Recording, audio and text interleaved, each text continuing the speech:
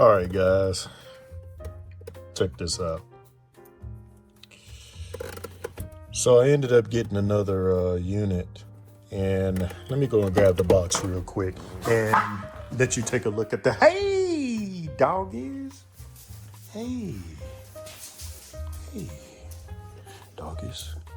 What are y'all down here doing? Hey. All right, so I had to grab this radio right here. I just went ahead. I was going to get a Sony, but I said, let me just stick with Pioneer because I kind of know the interface on it, and they all seem to work pretty good.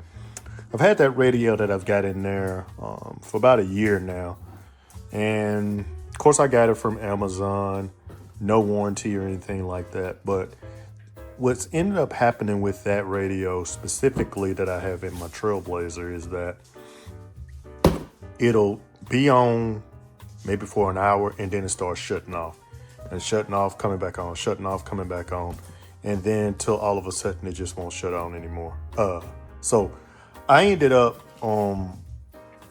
being at a show, not being able to play any music. And, that's very disheartening when there's absolutely nothing else wrong with the system. I mean, like the amps playing good, the subs are tuned, everything's tuned right.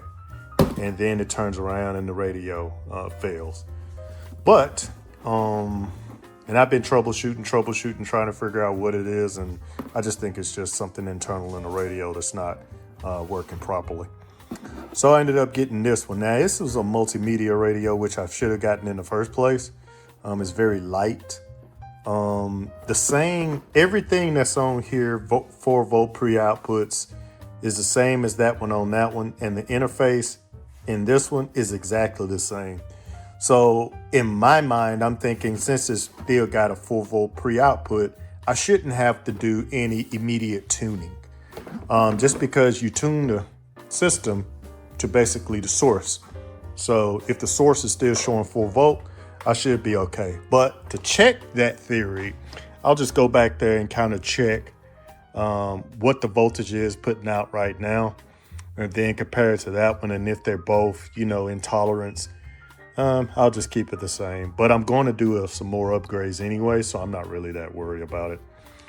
The unit itself, it's smaller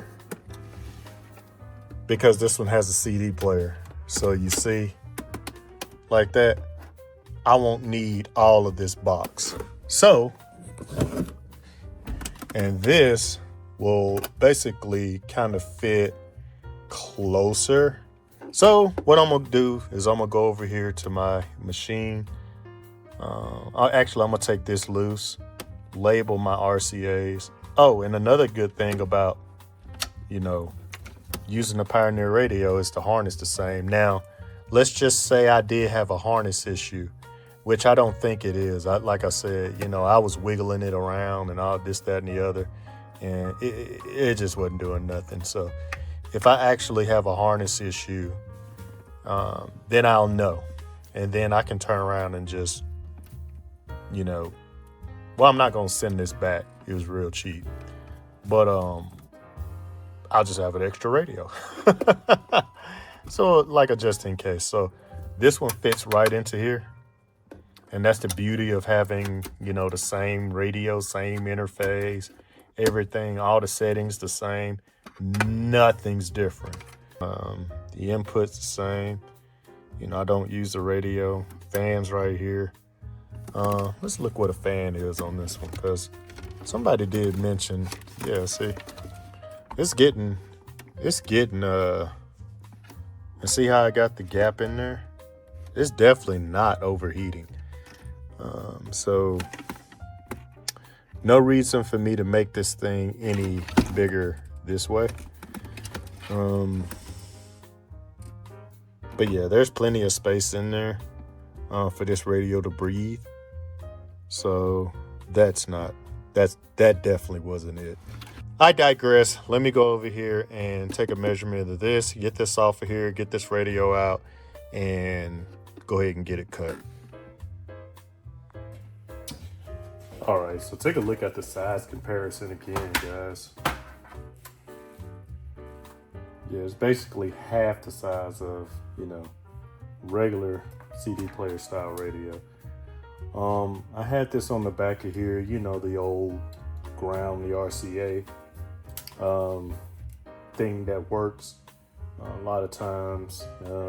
It's basically a Band-Aid, but it's an everlasting Band-Aid, to kill those ground loops. A lot of times you got that in bigger systems, just because there's so much going on. And doing that actually works. You don't really have to, wrap it all around like you've seen in the past. You don't necessarily have to do that. All you got to do is just find something on the back here. A groundable source on the back of the unit. Most of it is grounded. You can even do it here. But I found that doing it right here on the casing is basically the way you got to do it. Now, let me make you understand something.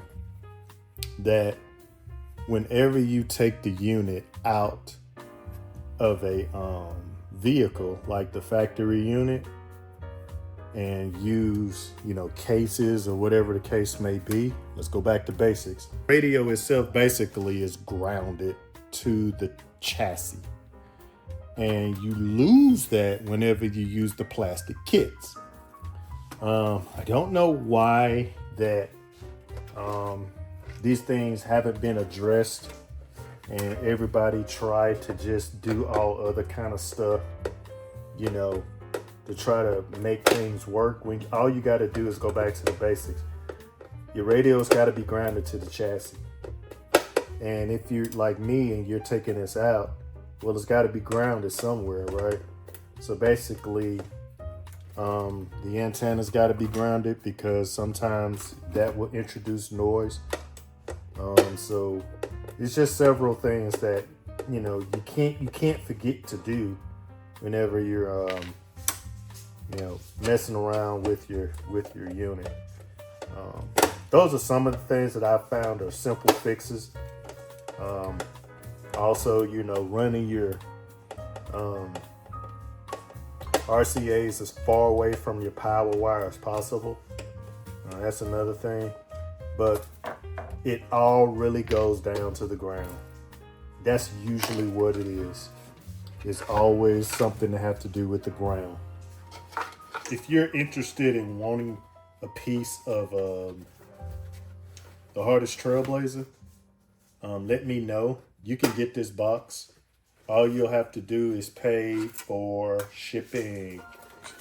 All right, I got my machine loaded up. I got my program ready to go. And we are going to see what we can do here. So give me a second and I'll get this going.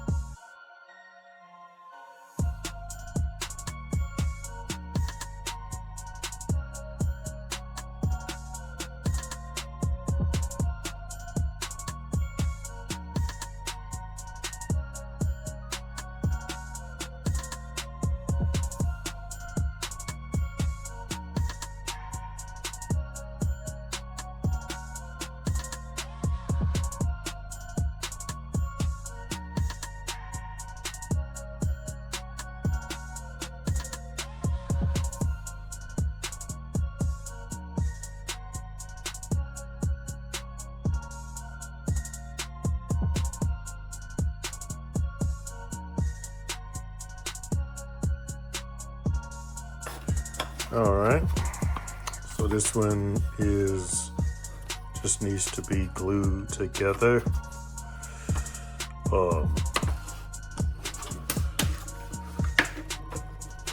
Yeah, same size, but again, it's just shorter.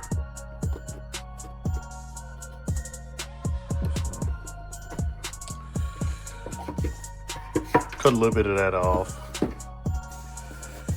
This will basically fit in here, like so. Like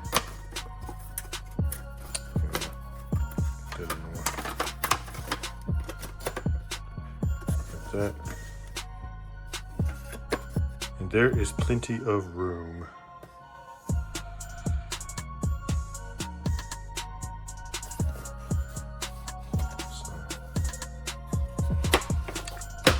Base knob still be on top right there. All right, so now that we got the box together and sanded, now I just got to go ahead and put a little round over on here and then get it painted. But yeah, turned out good. Although it did look crazy as I had it all taped up, but that's what we're looking like. Just put a little round over on it.